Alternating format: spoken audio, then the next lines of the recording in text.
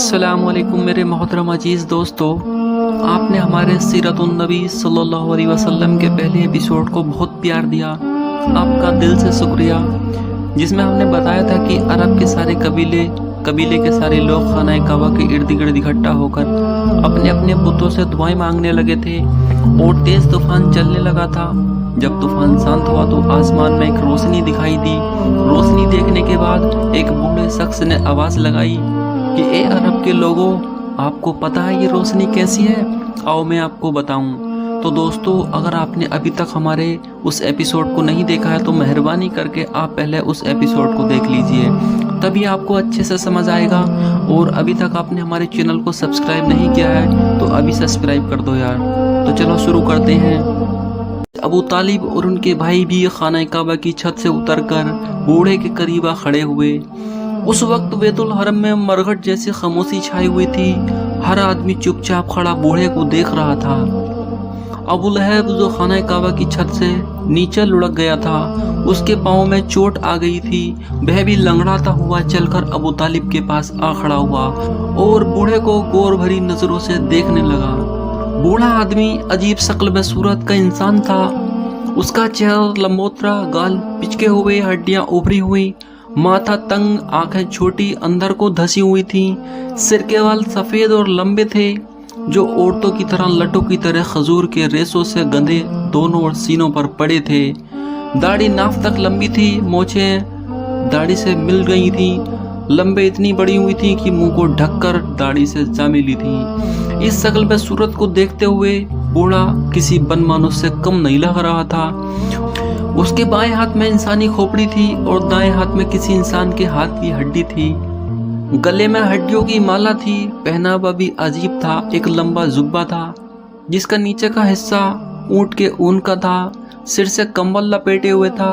उसकी छोटी छोटी आंखें भीतर को धसी हुई थी। आंखें चिंगारियों की तरह चमक रही थी। उस बूढ़े का नाम अवरस था। बूढ़ा काहिन भी था और अराफ भी, मतलब पीछे की बातें बताने वाले को काहिन कहते हैं और आगे की बातें बताने वाले को अराफ कहते हैं। ये लोग जिन्नों और शयातीन के हवाले से बात करते हैं। तमाम अरब के लोग उसे जानते थे। उसे लोग पहुंचा हुआ इंसान समझते थे। उसकी बातों पर यकीन रखते थे। अवरस ने चमकती आंखों से चारों ओर देखा। हर ओर इंसान ही इंसान नजर आ रहे थे। सब खामोश खड़े थे, उसकी ओर नजरें गड़ी हुई थीं। अवरस ने तेज आवाज में कहा, ए लात व हुबल के पूजने वालों, शायद तुमको याद होगा कि आज से पूरे 40 साल पहले इसी तरह की रोशनी और इसी तरह की चमक एक बार पहले भी देखी जा चुकी है। दुनिया करवट लेने वाली है। जिस तरह आज हम तुम सब हैरान हैं, वैसे ही उस दिन भी हुए थे। मुझसे उस दिन का पूछा गया था कि यह चमक और रोशनी कैसी है। उस दिन मैं चुप हो गया था, इसलिए कि मेरे इल्म ने जो बात उस दिन बताई थी वह मैं बयान नहीं कर सकता था, और आज मैं बिना पूछे खुद ही बयान करता हूँ। लोग बड़े ध्यान से उसकी बातें सुनने और विचार करने लगे। अवरस ने कहा, देखो मेरे हाथ में यह इंसान की खोपड़ी और हाथ की हड्डी है। मैंने इन्हें उस मैदान में पाया था जहाँ बनु बकर और बनु तगलब जैसे जबरदस्त कबीलों की लड़ाई पूरे 40 साल तक जारी रही। मुमकिन है कि दुनिया इस लड़ाई को जहालत का करिश्मा बताए, लेकिन अरब जानते हैं और अच्छी तरह जानते हैं कि यह जहालत की लड़ाई न थी, बल्कि खुददारी और इज्जत और नामूस की हिफाजत के लिए लड़ी गई लड़ाई थी। यह सही है कि हमारे कबीले में एका नहीं है, वे बिखरे हुए हैं। हर गांव, कस्बे और शहर का हाकिम अलग है, मगर हमारा एका भी मुनासिब नहीं है। जब हम एक हो जाएंगे तो हमें एक दूसरे से दबना पड़ेगा। इससे हमारी खुददारी को धक्का लगेगा और यह बात हमारी रिवायतों के खिलाफ है। अवरस तकरीर कर रहा था और लोग बड़े गौर से सुन रहे थे। उसने आगे कहा, ए अरब के सपूतों, इस खोपड़ी की ओर देखो। इस खोपड़ी ने मुझे आगे की बात बता दी है। दुनिया करवट लेने वाली है। एक बड़ा इनकलाब होने वाला है। हमारे मबूदों को रुस्वा किया जाने वाला है। गैरतमंद अरबों, क्या तुम अपने खुदाओं की जिल्लत पसंद करोगे? हर ओर से आवाजें आई, हरगिज नहीं, हरगिज नहीं, जिंदगी की आखिरी सांसों तक नहीं। अबू लहब के पैर में चोट आ गई थी, तकलीफ थी, वह अच्छी तरह खड़ा ना हो सकता था।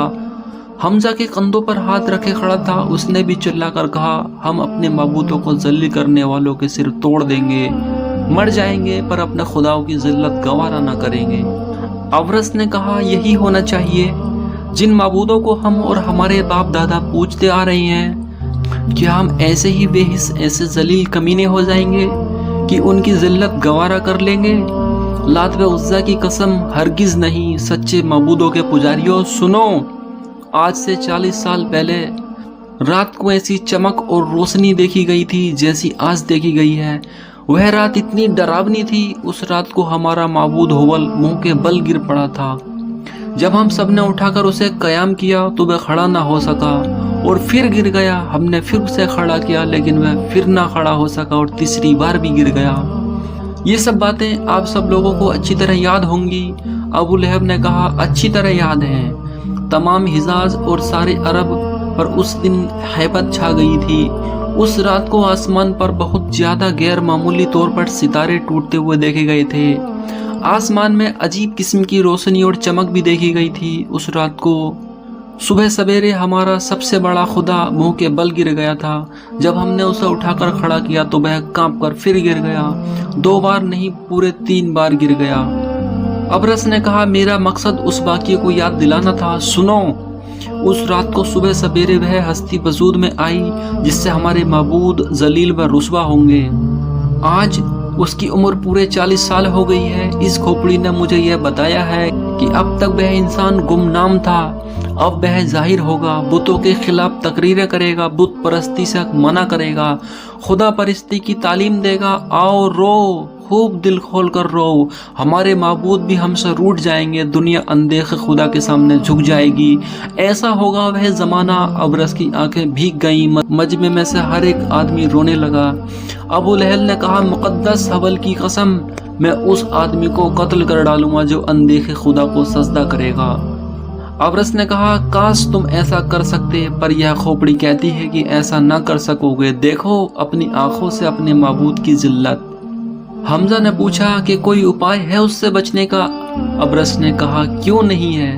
पहले तो आपस के झगड़े बंद करो, तमाम कबीले एक हो जाओ और वायदा करो कि खुदा को मानने वाले की जोरदार मुखालफत करेंगे।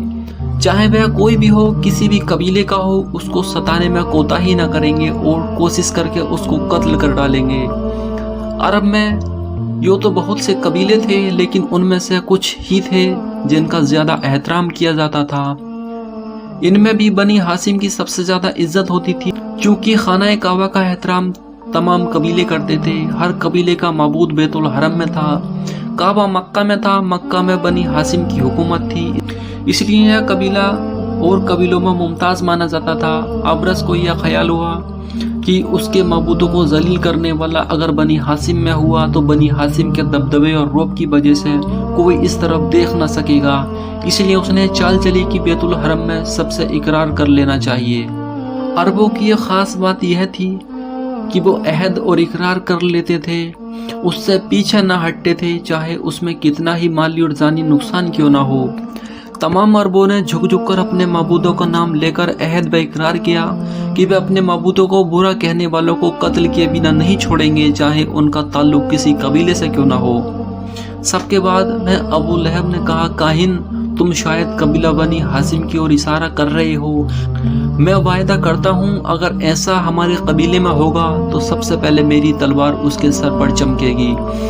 फिर अबरस ने बताया, मेरा ख्याल नहीं बल्कि मुझे खोपड़ी बता रही है कि माबूदों को बातिल करार देने वाला बनी हाशिम में से होगा। साफ लिखा हुआ था मोहम्मद। सब इस नाम को देखकर हैरान हो गए। तो दोस्तों, अभी तक आपने जाना कि अबरस ने लोगों को उस तूफान के बारे में बताया और कहा कि कोई ऐसा शख्स आने वाला है जो हमारे माबूदों के खिलाफ तकरीर करेगा और उसका ताल्लुक बनी हाशिम से होगा। फिर अपने हाथ में रखी उस इंसानी खोपड़ी पर तांत्रिक क्रिया करके उस नाम को जाहिर कर दिया। नाम था प्यारे आका मोहम्मद मुस्तफ़ा सल्लल्लाहु अलैहि वसल्लम का। सब लोग इस नाम को देखकर हैरान और परेशान हो गए। प्यारे मोहम्मद मुस्तफ़ा सल्लल्लाहु अलैहि वसल्लम के चाचा अबू तालिब भी वहीं खड़े थे। जब उन्होंने ये नाम सुना तो आगे क्या कहा, ये हम अगले एपिसोड में बताएंगे। और अगले एपिसोड में आप जानेंगे कि अबरस ने उस बला को टालने के लिए कौन सी कुर्बानी करने के लिए बोला था, कितनी लड़कियों को जिंदा ज़मीन में दफन करने के लिए बोला था। تو آپ سبھی سے گزارش ہے کہ ہمارے ہر ایک ایپیسوڈ کو بہت ہی دھیان سے سنیں اور ہماری ہر ایک ویڈیو کو اپنے دوستوں میں شیئر بھی ضرور کرتے رہیں. شکریہ.